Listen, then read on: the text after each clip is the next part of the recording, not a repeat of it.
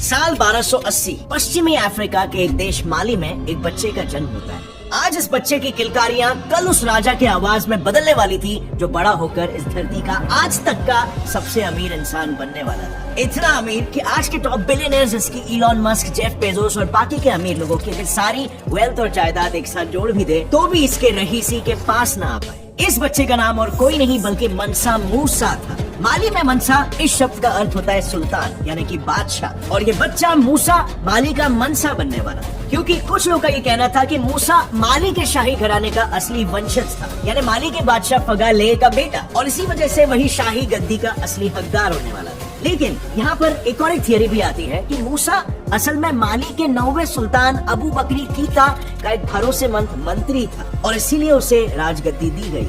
अब सच क्या है ये तो आज तक सर्टेनिटी से कोई नहीं कह सकता। तो चलो सीधा मूसा के मनसा बनने के सफर पे आ जाते हैं। अब हुआ ये था कि 1312 में बादशाह अबू बकरी के दिमाग में एक बात आती है कि क्यों ना मेरे इस विशाल राज्य को और बढ़ाया जाए। और फिर क्या था, उन्होंने इस बात पर अमल करते 200 सैनिकों से भरी और 100 खाने पीने से भरी कश्तियों को अटलांटिक महासागर के छोर का पता लगाने भेज दिया, ताकि उस पार अगर कुछ हो तो उसके लोग उस जमीन पर भी कब्जा करके अपने साम्राज्य को और बढ़ा सके। पर ऐसा कुछ हुआ ही नहीं। इन कश्तियों को वहाँ पर जाकर काफी वक्त गुजर गया था और ना ही कोई इंसान वापस आया और ना ही कोई कश्ती। 300 कश्तियां वहाँ पर गई थी और एक लौट कर वापस नहीं आया था। बट एक दिन अचानक से एक कश्ती उन्हें वापस से लौटे हुए दिखाई देती। उसकी हालत बहुत ही बुरी थी और उसके वापस लौट आने के बाद जब उसके कप्तान से पूछा गया कि इस हालत का जिम्मेदार कौन है, तो उनके लफ्ज से बस एक ही चीज निकली, एक भयानक समुद्री चक्र। उस चक्र ने उनकी सारी कश्तियों को, उसके अंदर मौजूद सभी लोगों को और सारे खाने पीनों को अपने अंदर एक दानव के जैसे समेट लिया और वो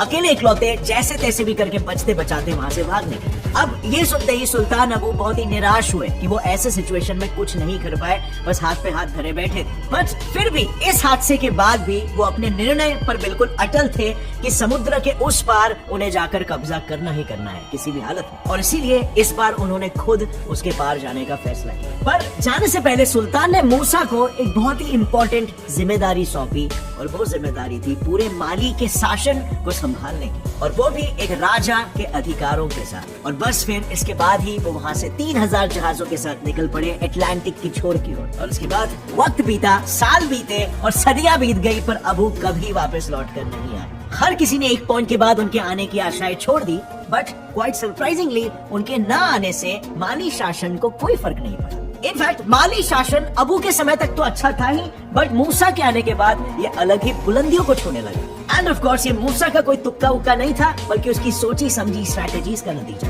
गद्दी पर आते ही मूसा ने सबसे पहले तो ये सोचा कि कैसे राज्य की आय यानी कि रेवेन्यू को बढ़ाया जा सके, और उस वक्त इस सवाल का जवाब बिल्कुल सिंपल था। 2 सबसे अहम चीजें, सोना और नमक को अपने अंदर कर और फिर उन्हें बेचकर पैसे आते रहेंगे। और ये करने के लिए उसने ऐसे राज्यों पर हमला करना शुरू कर दिया जिनके पास सोने और नमक की खदानें थी, जैसे कि बुम्बुक गोल्ड माइन जो तब भी सोना देती थी और आज भी सोना देती है, और इसके साथ ही इज्जिल, औलिल और तघाजा जहाँ से नमक निकलता है। अब जाहिर सी बात है, मिनरल्स का मिलना इज इक्वल टू पैसा, और अगर राज्य में पैसा आएगा तो ऑब्वियसली राज्य के शाही खजाने में बढ़ोतरी होगी, और शाही खजाने में बढ़ोतरी से राज्य और राजा ये दोनों भी अमीर हो जाएंगे और फलेंगे फूलेंगे। और ऐसा हुआ भी। इन सारे आक्रमणों के बाद माली साम्राज्य इतना बड़ा हुआ कि पूर्व से पश्चिम तक माली की सीमाएं अटलांटिक तट से नाइजर नदी तक और बढ़ी, और उत्तर से दक्षिण तक यही सीमाएं सब सहारा से लेकर फॉरेस्ट ऑफ इक्वेटोरियल अफ्रीका तक बढ़ गई। मनसा मूसा को अपने राज्य को ऊंचाइयों तक पहुंचाने में एक और एक चीज मदद कर रही है, उसका धर्म इस्लाम।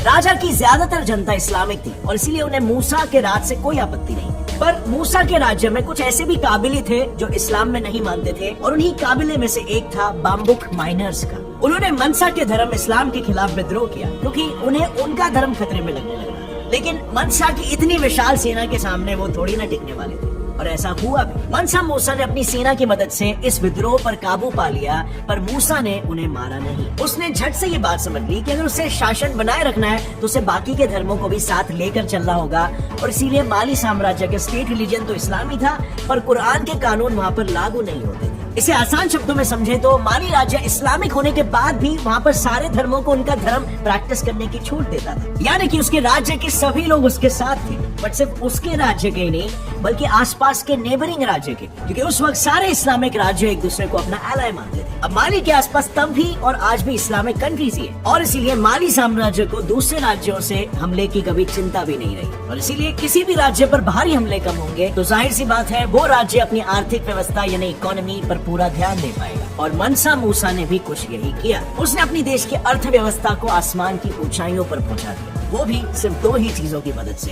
पहला टैक्स लगाकर और दूसरा ट्रिब्यूट लेकर। माली साम्राज्य की रहीसी और इतना बड़ा व्यापार सिर्फ तीन मुख्य चीजों की वजह से था, सोना, नमक और कोला, जो कि एक फल है। सोने की कीमत और मांग माली में तब भी और आज भी सेम ही है। इनफैक्ट आज माली अफ्रीका का 4th लार्जेस्ट और वर्ल्ड का 13th लार्जेस्ट गोल्ड प्रोड्यूसर है, और माली उस समय में भी यूरोप और मिडिल ईस्ट से ज्यादा सोना बना रहा था। पर इससे ये मत समझ लेना इसीलिए मूसा इतना अमीर था, ऐसा बिल्कुल मत समझना। माली में मौजूद कोई भी सोने की खदान मूसा या फिर माली शासन की कभी थी ही नहीं। तो फिर सवाल आता है कि मनसा मूसा को इनसे फायदा कैसे मिलता था? वेल, वो इसलिए क्योंकि उसने खदान से निकले सोने पर टैक्स लगा कर रखा था। उतना टैक्स कि ऐसा कहा जाता है पूरा माली साम्राज्य सिर्फ टैक्स के बल पर ही चलता था, और इसीलिए मूसा को कभी भी इन खदानों को अपने काबू में लाने की जरूरत पड़ी ही नहीं। इनफैक्ट मूसा ने तो इन खदानों की लोकेशंस को भी दुनिया की नजरों से सीक्रेट रखा था। माइनर कम्युनिटीज अपना सोना सूडान के मिडिलमैन को जरूरत की चीजों के बदले बेचते, और ये सूडानी जरूरत की चीजों को बाहर के ट्रेडर से खरीदते, और इस तरह से किसी बाहर वालों को इन माइंस का पता ही नहीं चलता। लेकिन दूसरी ओर नमक की खदानों और कोला फल भी माली की अर्थव्यवस्था में बहुत अहम भूमिका निभा रहे थे। अब ये नमक कोई खास नमक नहीं था, ये वही रोजमर्रा के खाने में डालने वाला नमक है, पर सिर्फ खाने में ही नहीं, सहारा जैसे रेगिस्तान में खाने की चीजों को खराब होने से बचाने में भी ये बहुत ही काम आता था, और इसीलिए उस वक्त नमक की कीमत भी सोने से कम नहीं थी। और कोला एक ऐसा फल है जो रेगिस्तान में पानी की प्यास लगने से रोकता है, और इसी वजह से इन दोनों चीजों का व्यापार काफी ज्यादा बढ़ चढ़ रहा था। अब सिंपल सी बात है, जिन चीजों की काफी ज्यादा डिमांड होगी उन पर टैक्स भी ज्यादा लगेगा, और ऐसा था भी। इन चीजों के ट्रेड पर मूसा ने हेवी टैक्स लगाया हुआ है, और बस इसी के दम पर मनसा मूसा इतनी अमीरी में जी रहा था कि आज किसी जानकार से पूछा जाए कि उसकी वेल्थ कितनी होगी तो उसका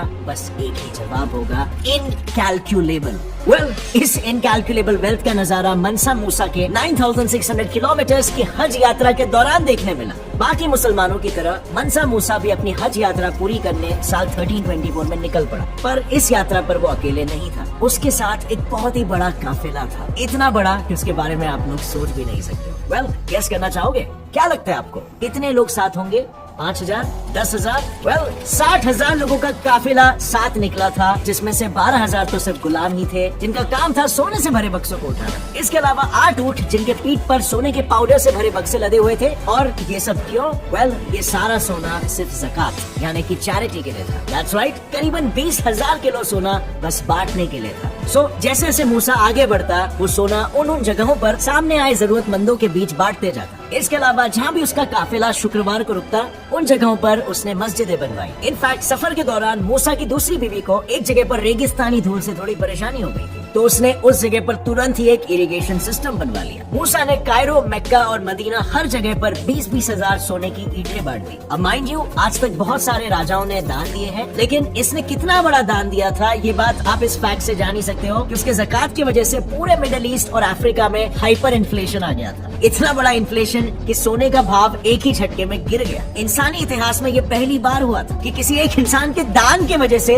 किसी रीजन में हाइपर इन्फ्लेशन आ गया, और फिर उसके आगे सोने का भाव क्या हुआ इसका पता इतिहास में दर्ज नहीं है। लेकिन इतनी दानवीर हरकतों के बाद भी माली साम्राज्य ज्यादा देर तक शिखर पर टिका नहीं। मूसा के मौत के बाद ही उसके सारे मंत्रियों ने बेईमानी करना शुरू कर दिया और राज्य को अपने इन्फ्लुएंस में लेना शुरू कर दिया, और वो राज्य जिस पर मूसा ने कब्जा किया था वो सारे राज्य अपने विल से माली से अलग हो गए, और इसी के साथ ही माली साम्राज्य का अंत हो गया। अब अगर देखा जाए ना तो माली साम्राज्य का राजा अच्छा, वहाँ के लोग खुश, राज्य का शाही खजाना भरा हुआ, किसी दूसरे राज्य का माली पर हमला करने की कोई गुंजाइश नहीं। इसी वजह से माली साम्राज्य दुनिया में इतना अमीर हो पाया। वेल, अब आप मुझे बताओ इस कहानी से आपको क्या सीखने मिलता है, और हमारा देश इंडिया हिस्ट्री के इस एपिसोड से क्या चीजें इम्प्लीमेंट कर सकते हैं? कमेंट सेक्शन में नीचे बताना। अगर ये वीडियो पसंद आया एक लाइक जरूर ठोकना, सब्सक्राइब कर लो और बेल नोटिफिकेशन दबाओ ताकि आगे आने वाली हमारी कोई वीडियो की अपडेट आप मिस ना कर सके। As always stay curious, keep learning and keep growing. जय हिंद।